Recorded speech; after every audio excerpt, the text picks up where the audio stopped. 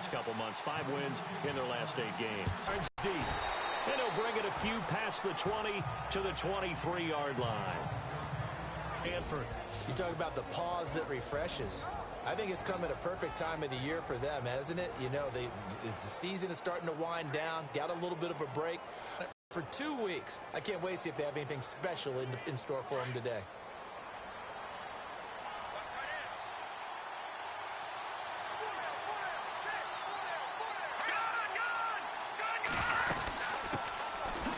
On the run, it's Ware. And not much there. Maybe a yard up to the 24.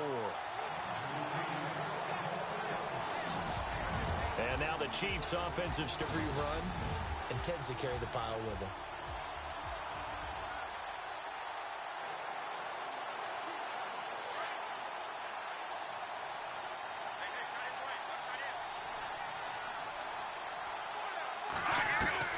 To throw on second down, Hogan. And that is incomplete. His favorite target, Travis Kelce, the intended receiver. And it's third down.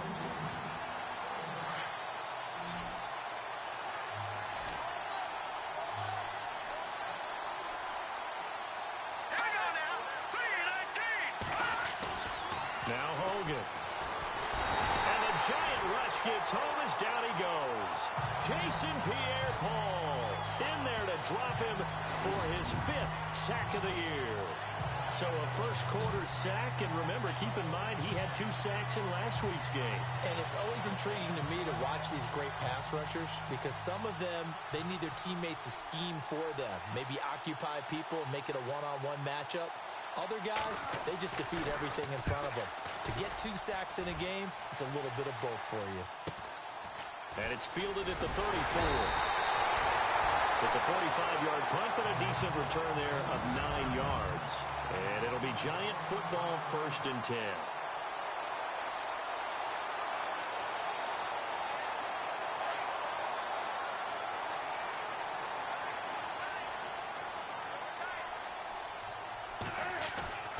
Now a first down throw for Newton. Flushed out right. Oh, he's going to take a shot right away. And nearly picked it off. He had a chance to come down with that in the end zone, but it'll wind up just being incomplete. So 2nd and 10 here.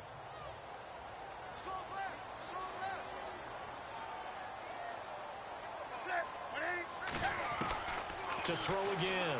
Newton. They find some open. Cam fighting. He lost the football. It's out. And it's picked up by the Chiefs. And his guys will set up shop at midfield at the 50-yard line. And for how much Cam handles the football, he really doesn't fumble a whole lot, but coughed it up there. And I know that a lot of people seeing that play, they immediately go back to the Super Bowl against Denver and Von Miller knocking it free from Cam. But I think you're exactly right. One of the underrated aspects of his game, he's fundamentally sound when he carries the football. Whether he's in the pocket or actually running it, he usually does a great job of taking care of it. He'll have to shake that one off.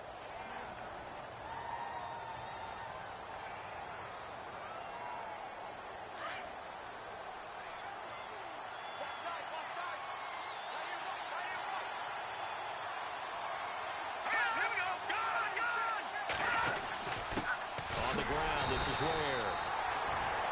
And no room that time. Getting it to about the 46. They get 1 yard back there to make it 2nd and 14. Well, obviously they would have at least liked to have gotten back to the original line of scrimmage. Instead now, they're dealing with 2nd and long. I thought they would have passed it after the penalty. Probably wish they would have now. And this one also slow in developing as he's maybe getting back here to the line of scrimmage, but not much more than that. And a couple of big boys up front defensively, and in that 4-3, those D tackles so vital. Extremely vital. I love how you describe that because if they control things up front, often it's over the guard. Sometimes they slide and make it over the center, find any space. And on that play, there was 0 space, no gain. In recent years, the slot receivers really gained stature in the NFL because they can do so many things. Yes, they can line up wide like your normal wide receiver, but they have that kind of courage and toughness to run routes in the middle of the field and become dependable targets for their quarterbacks and move the sticks.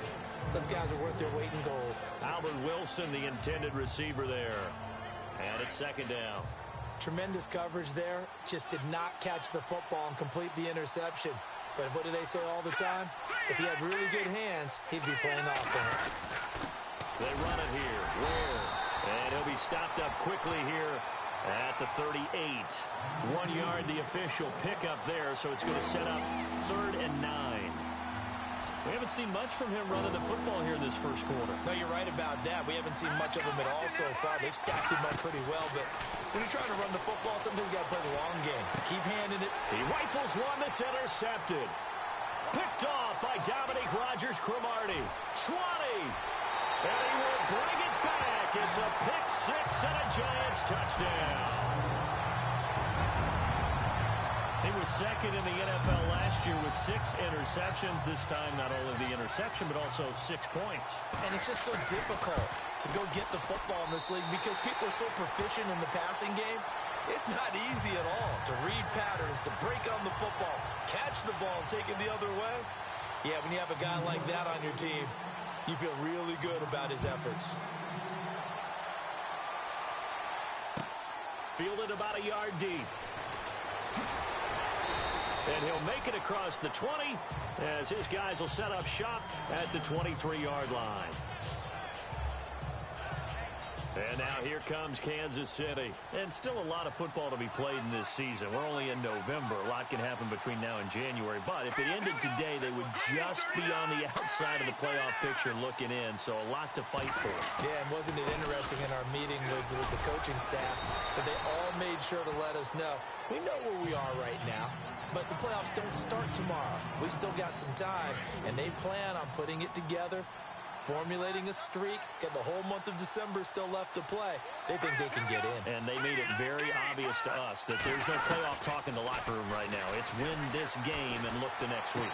Excellent focus. And incomplete. Gavin Escobar, his big tight end, was the intended receiver. And that takes us from 2nd to 3rd down. Well, not to get too overcritical there because he knows what he's doing, but his shoulders looked a little off kilter there when he threw that. I don't think you're being overly critical there. You're just analyzing it, and he gets those shoulders right. That pass will go from incomplete to complete. And he's got his man. It's Escobar. And he's going to have the first down at about the 38. An 11-yard pickup, and it's enough for a Chiefs first down. Partner, it's a lot of fun watching the NFL now, isn't it? Because when the big fella runs routes, it used to be when we were kids, he'd run about 3 different routes, and that was it. Now he can run anything and catch the balls we just saw there. And he'll get this up to about the 38-yard line. Just a yard on the pickup there, and it'll bring up a 2nd and 9. When we talk about Luke Kuechly, you can't talk about his overall game without talking about his intelligence and how he controls the whole defense. He quarterbacks that defense, and at times will actually make checks, just like a quarterback would on offense to get them into the right defense. They definitely were on that play. How about that finish? Holding that to a minimal gain. They run again with Ware. And after the good gain last play, this time they say, he's going to be stopped behind the line of scrimmage. This will be a 2-yard loss on the play. And that'll bring up a 3rd and 11. Now with Charles Davis, I'm Brandon Gaudin as the Chiefs in possession of the football as we begin the second quarter. They do, however, have a tough 3rd and long coming up. Here we go now. Hogan now. And he can't get away from the pressure. The Giants get there. Dalvin Tomlinson able to get him down for a loss of 11 on the play. And it'll be 4th down. They were trying to set up that screen, trying to get that screen to formulate. Took too long. He ends up taking a sack, and that leads you to a couple of other questions. Number one, why don't you just get rid of the football near the screen guy so that you don't take an interception? But really, the big one, they just took everything away, and he was really kind of flummoxed on that play and ended up taking the sack. Well, we have a minute. We remind you that later tonight we'll have a couple of NFC East rivals squaring off, the Eagles and the Cowboys from Big D. Or Arlington. Got to make sure we get it right. To be more precise there in the Metroplex. Then tomorrow night, Week 11, we'll wrap up with a playoff rematch from the divisional round a year ago, the Falcons and Seahawks, but this time from Seattle. And just in general, Charles, on a play like that, how tough is it for the defense to account for a running back essentially being a receiver downfield? It's very difficult, especially if the running back has skills like a receiver, and you're aware of that before the game even begins. So throughout your practice sessions, you're going to want to be aware of him. Where is he lining up? What can he do? What kind of damage can he do to us downfield? And who can match up with him without weakening our overall defense? You're exactly right. It's a tough task to match up to him. On 1st and 10, Newton. And that's going to be incomplete. Oh, man, for him to be that wide open and drop it. Sometimes you have just too much time on your hands, right? You end up thinking way too much, and your hands get shaky. And yes, he's a tight end, but that's a catch he should have made. On 2nd and 10, Newton. They'll set up the screen to Lynch. And able to get this one across the 45 before he's brought down.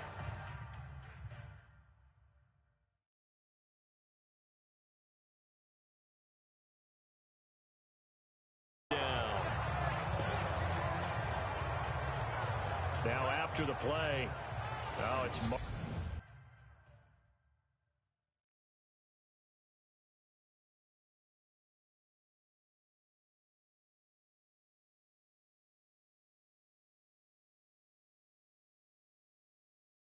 Marshawn Lynch, who appears to have been shaken up. We'll get an update when we return to MetLife Stadium. Fresh set of downs here.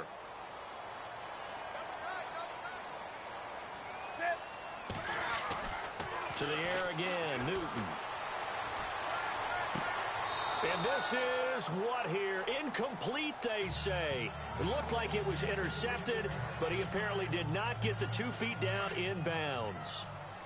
All right, Charles, as a former defensive back, how disheartening to actually catch it but just not be able to stay in bounds there defensively. Well, extremely, because you know the rap against us defenders is that we're frustrated. And he's going to have to eat this one as down he goes. Chris Jones able to collapse the pocket and drop him for a loss of a yard.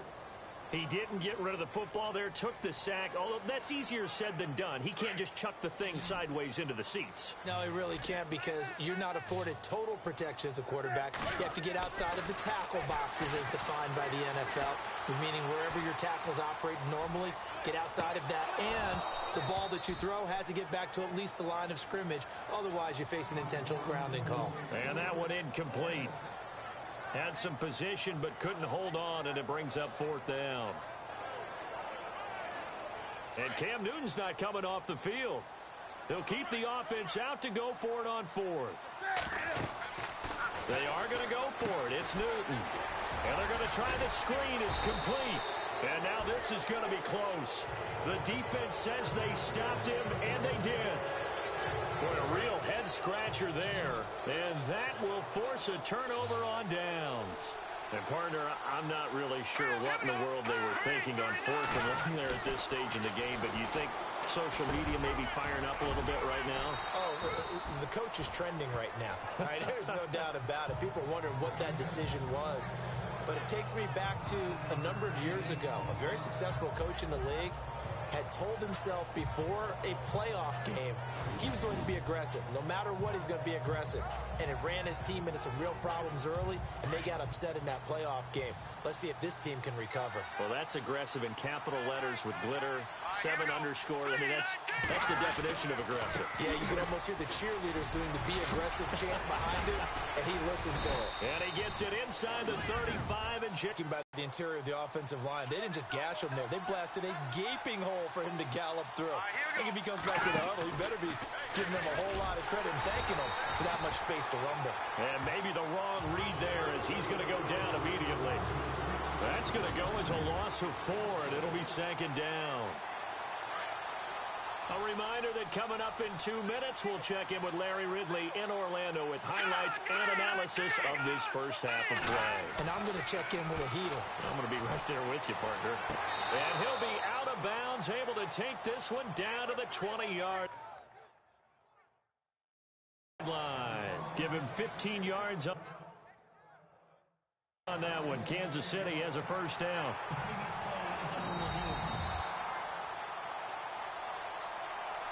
Offense comes to the line now, 1st and 10.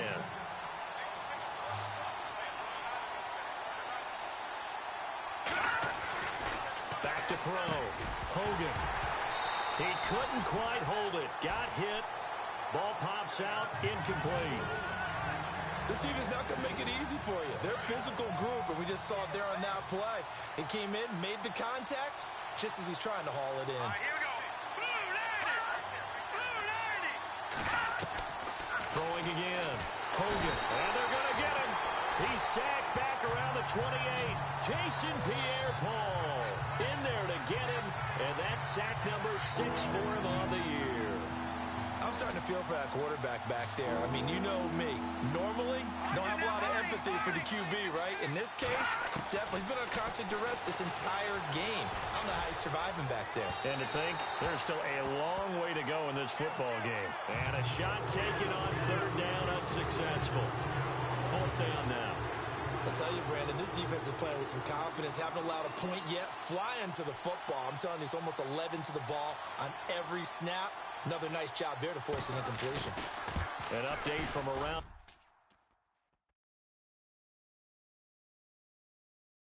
the league as our first one comes from New Orleans. And it's an early lead there for the Saints. That one tight to this point, and you'd have to imagine it'll stay tight throughout. Certainly their offense has sputtered here a little bit in the first half as they finally do get on the board, but they only have 3.